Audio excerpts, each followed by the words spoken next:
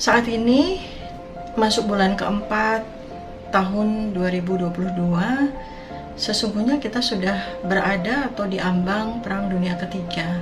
Menurut pendapat saya, Perang Dunia Ketiga itu sesungguhnya sudah mulai terjadi pemanasan sejak pandemi yang sudah berlangsung 2 tahun ini. Jadi tepatnya ya sekitar ketika pandemi coronavirus itu terjadi di bulan Januari 2020 awal ya, atau bahkan mungkin Desember 2019. Dan sejak itulah kemudian terjadi badai dalam segala kehidupan masyarakat di seluruh dunia. Kita semua mengalami kerusakan atau kehancuran multidimensional, mulai dari sisi kesehatan, sosial, politik, tatanan kehidupan masyarakat, pendidikan, dan kohesi antar masyarakat sendiri. Dan itu tidak hanya berlangsung di Indonesia, tetapi juga di berbagai belahan dunia yang lain. Mulai dari tanda-tanda dan gejala terjadinya kerusakan dan kehancuran tatanan kehidupan itu, banyak demo, banyak kerusuhan massal, banyak tawuran, banyak tindakan-tindakan barbarisme, termasuk juga kekerasan dalam rumah tangga maupun kekerasan sosial yang kita bisa saksikan beritanya hampir setiap hari memenuhi sosial media. Dan pemicu Perang Dunia Ketiga itu sudah dilakukan oleh agresi Rusia terhadap Ukraina tanggal 24 Februari 2022 yang lalu. Dan sampai dengan hari ini tidak terlihat tanda-tanda Rusia akan menghentikan agresinya ke Ukraina.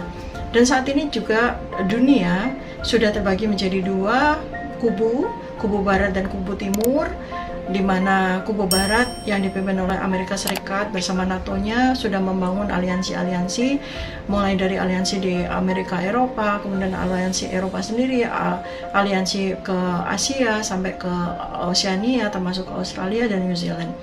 Nah, sementara Rusia sendiri juga sudah membangun hubungan dengan beberapa negara yang memiliki ideologi yang kurang lebih sama atau memiliki sejarah ideologi yang sama, dan saat ini mereka sudah mulai berhadapan-hadapan satu dengan yang lain. Kalau kita melihat sejarah dari peradaban manusia dari sejak 100 tahun yang lalu, di abad yang lalu, abad 20, di abad 20 yang berlangsung dari tahun 1900 sampai 1999, terjadi 2 kali perang dunia. Perang dunia pertama di tahun 1914 dan perang dunia kedua yang puncaknya terjadi di 1939. Walaupun di perang dunia kedua itu dinyatakan oleh sejarah terjadi puncak di tahun 1939, namun sesungguhnya asal muasal atau pemanasan terjadinya Perang Dunia Kedua itu sudah terjadi 10 tahun sebelumnya, yaitu tepatnya dimulai dari 1929 dalam bentuk agresi kecil-kecilan antar gesekan-gesekan atau perang kecil-kecilan antar satu negara dengan negara yang lain, dan puncaknya yaitu di tahun 1939. Kalau kita melihat sejarah lagi, 10 tahun sebelum terjadinya Perang Dunia Kedua, dunia dilanda pandemi, yaitu flu burung atau H1N1 atau yang lebih dikenal luas sebagai Spanish flu. Nah, kalau kita lihat setelah 100 tahun kemudian, yaitu saat ini, kita sudah masuk 22 tahun di abad ke-21 yang dimulai di tahun 2000 yang silam. Kita mengawalinya dengan pandemi yang besar sekali. Per hari ini sudah hampir 500 juta orang terinfeksi oleh coronavirus, oleh COVID-19, dan lebih dari 6 juta orang sudah meninggal karena infeksi COVID-19 itu. Dan walaupun CFR atau case fatality rate dari coronavirus itu jauh lebih kecil dibandingkan dengan Spanish flu atau flu burung H1N1 yang case fatality rate-nya itu bisa mencapai 10-20%, sedangkan coronavirus itu hanya sekitaran 1-9,6%. Tetapi kita harus tahu dari linearitas sejarahnya. Jadi dengan agresi Rusia kepada Ukraina dan kemudian sekarang ini masing-masing setiap negara itu saling berkonsolidasi satu sama lain, karena semua juga sudah merasakan dampak dari perang antara Rusia dan Ukraina yang dampaknya tidak sederhana itu, meliputi kelangkaan sumber daya, kelangkaan bahan bakar, kelangkaan segala bahan-bahan pokok yang dibutuhkan oleh manusia di hampir seluruh dunia, dan itu akan terjadi domino efek atau multiplier efek. Maka Perang Dunia Ketiga adalah suatu keniscayaan.